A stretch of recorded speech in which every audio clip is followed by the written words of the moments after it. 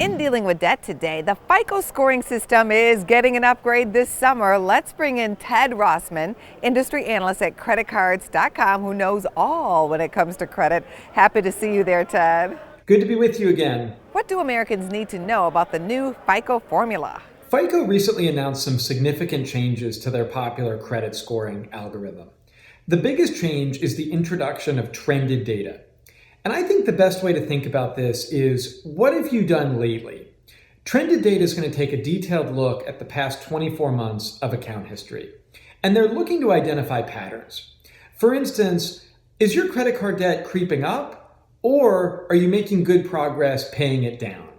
This is going to have an outsized impact now. So if you're somebody who used to owe $10,000 and you've been working hard and you've paid it down to $5,000, you're going to be viewed a lot more positively than somebody who didn't used to have any credit card debt and now their debt has crept up to $5,000, let's say. Do you think the FICO 10T will have a positive effect? Trended data can also have a positive effect by throwing out outliers. If it's just a one-time spending spike, like maybe you had a big splurge around the holidays or a vacation, if it's truly a one-time isolated event, trended data will mostly ignore that impact.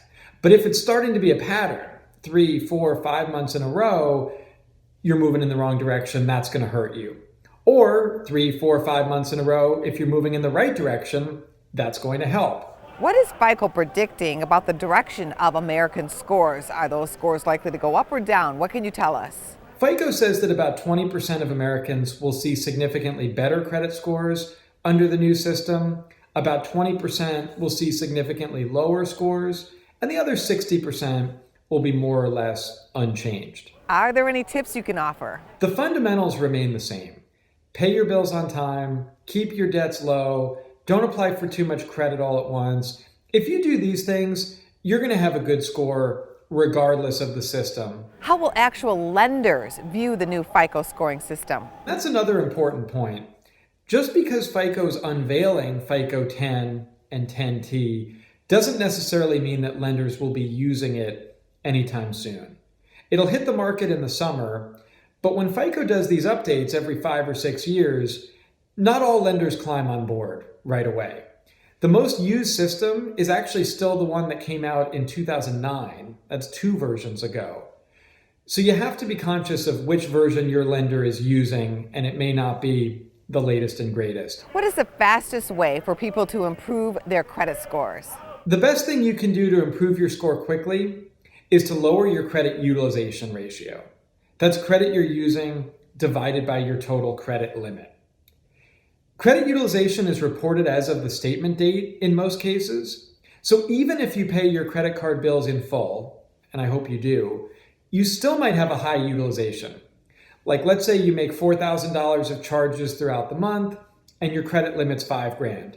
Well, you're using 80% of that credit, which is quite high.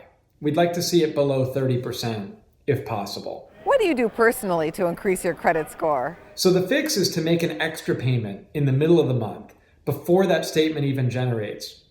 I've gotten into the habit of paying my credit cards every couple of weeks on payday. It helps keep me on budget. It helps lower my credit utilization ratio. Wherever you fall on this spectrum, you can bring your credit utilization down and help your score. Ted, we thank you for all this great information. Thanks for having me. For more Business First AM, check us out on social media. We're on Facebook, YouTube, and Twitter. And go to businessfirstam.com for where to see our show on TV.